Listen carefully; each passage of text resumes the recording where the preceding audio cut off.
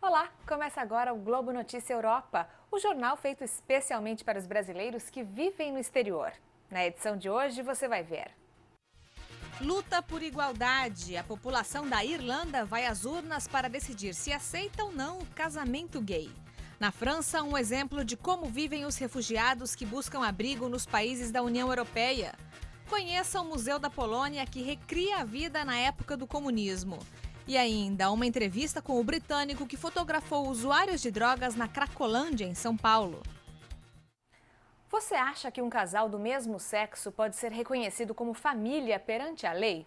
Essa é a pergunta que os irlandeses vão responder nas urnas na próxima sexta-feira. A questão foi lançada e está nas mãos da população da Irlanda decidir se aceita ou não o casamento gay. A votação histórica vai acontecer no dia 22 de maio.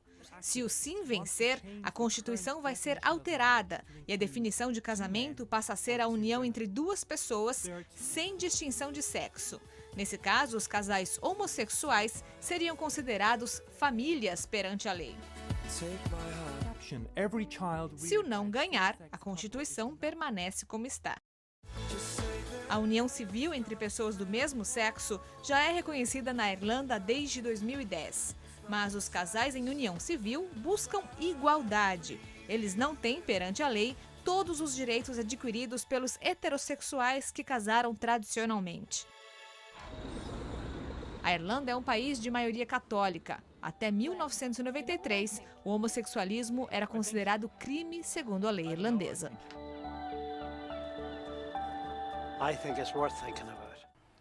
E numa demonstração de tolerância, a capital da Áustria espalhou semáforos com desenhos de casais gays.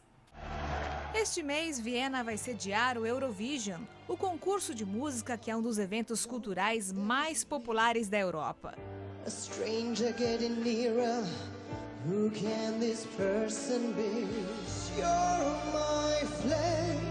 No ano passado, a travesti barbuda, conhecida como Conchita Wurst, ganhou a disputa, levou o prêmio para a Áustria e se tornou um ídolo no país. E para apresentar Viena como uma cidade de mente aberta, a prefeitura espalhou 49 sinais de trânsito que exibem casais gays. É uma forma de mostrar a aceitação aos homossexuais e, ao mesmo tempo, de tentar melhorar a segurança no trânsito, já que os símbolos fazem os pedestres e motoristas prestarem mais atenção nas luzes. Os semáforos novos vão funcionar até junho e a competição de música Eurovision começa na segunda-feira, 18 de maio. A imigração é um dos temas mais discutidos na Europa nos últimos anos. Você vai ver agora as condições precárias em que vivem imigrantes africanos que chegam ilegalmente aos países europeus. A Europa é o destino dos sonhos, não só de turistas, mas de refugiados, principalmente vindos da África. Segundo as Nações Unidas, só este ano mais de 50 mil pessoas tentaram chegar à Europa atravessando o mar Mediterrâneo. Pelo menos 1.800 morreram no caminho. Os que conseguem chegar vivem em situações improvisadas. Só embaixo dessa ponte em Paris, mais de 500 pessoas moram em barracas. Esse marroquino está na França há 10 anos. Ele era padeiro no Marrocos, mas não consegue achar trabalho aqui porque todos os possíveis empregadores pedem documentos, coisa que ele não tem.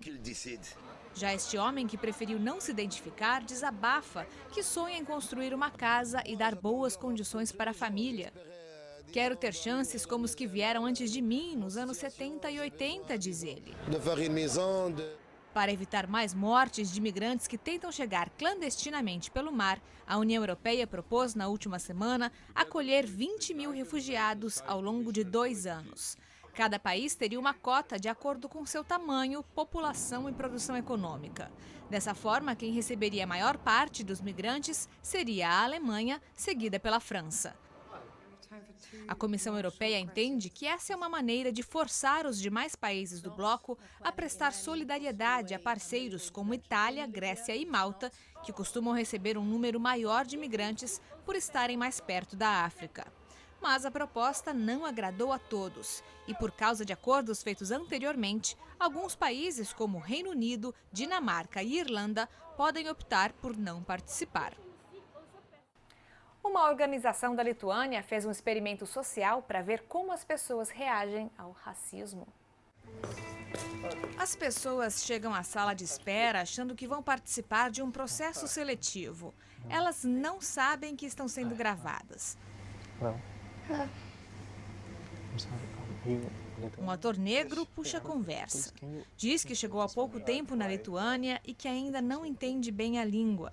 Aí ele pede ajuda para traduzir uma frase que acabou de chegar pelas redes sociais.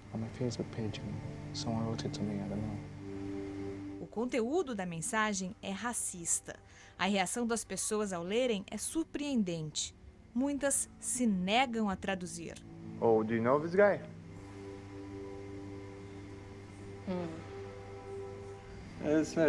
Esse homem diz: é muito difícil dizer essas coisas olhando nos seus olhos. Não consigo.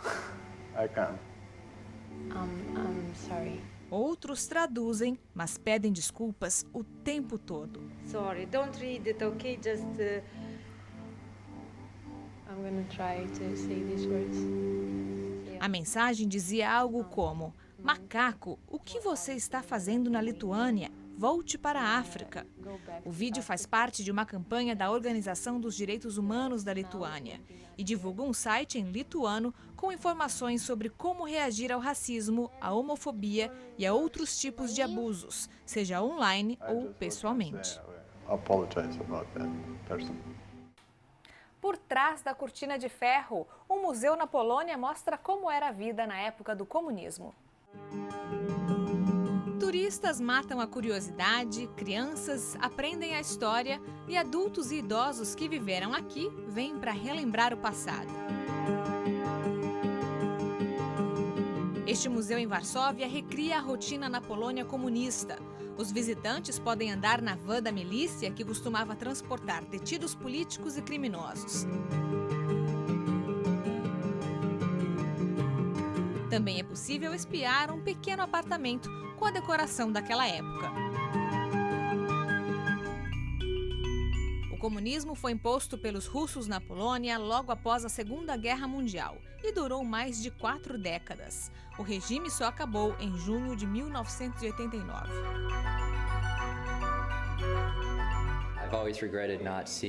Este americano lembrou que os resquícios da era soviética estão desaparecendo e disse que queria ver e aprender com o que restou. É fascinante olhar para o passado, diz ele.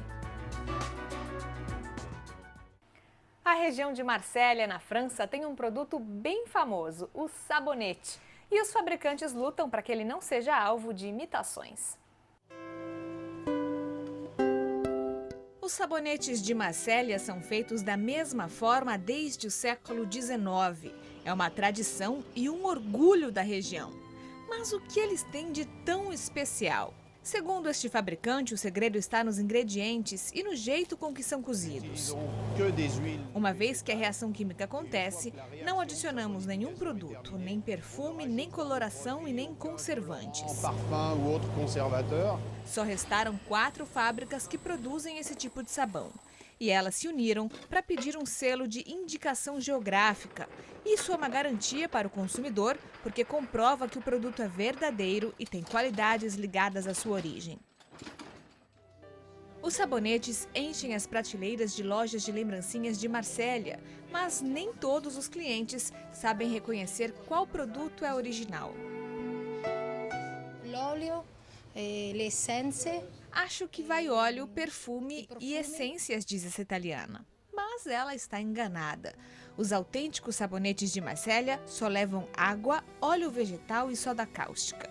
E são sempre verdes ou brancos. Isso significa que os coloridos e perfumados, mesmo feitos em Marsella, não são os tradicionais.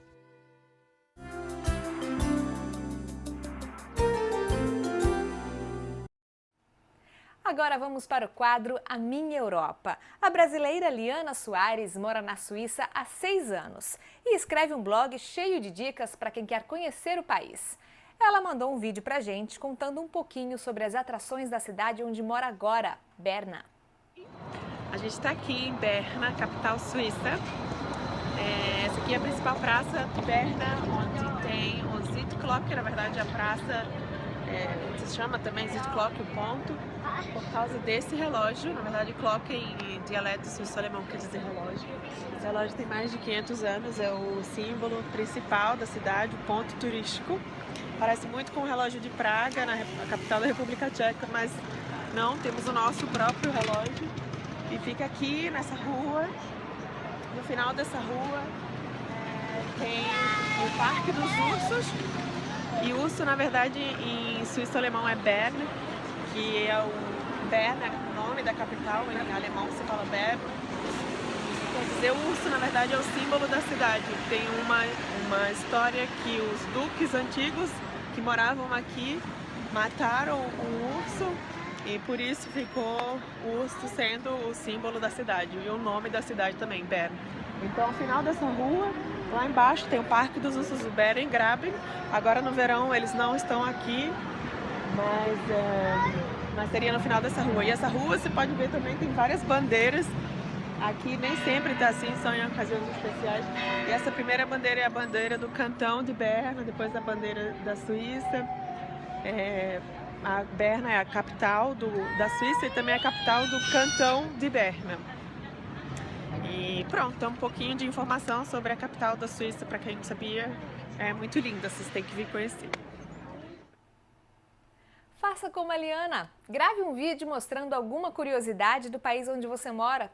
Pode ser uma atração turística, como ela fez, uma comida típica ou até um costume local que antes te parecia estranho e agora já é normal para você.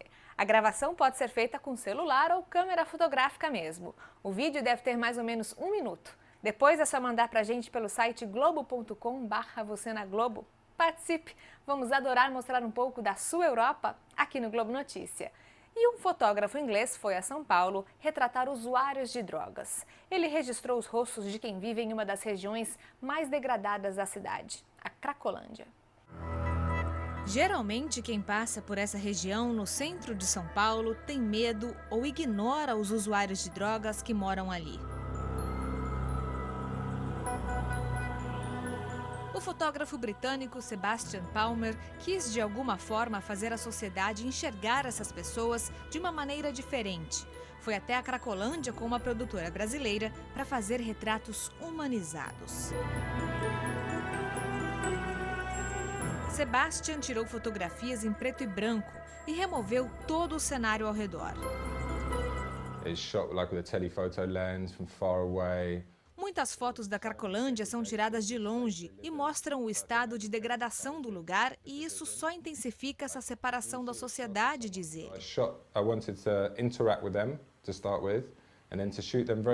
Quis tirar fotos bem de perto e sem nenhuma outra distração, para que as pessoas pudessem focar apenas nos olhos deles. Os retratos fazem parte de um projeto chamado Ghost, que mostra pessoas marginalizadas. Sebastian quer que a sociedade reconheça os usuários de drogas como pessoas normais e que a longo prazo elas consigam recuperar alguma dignidade.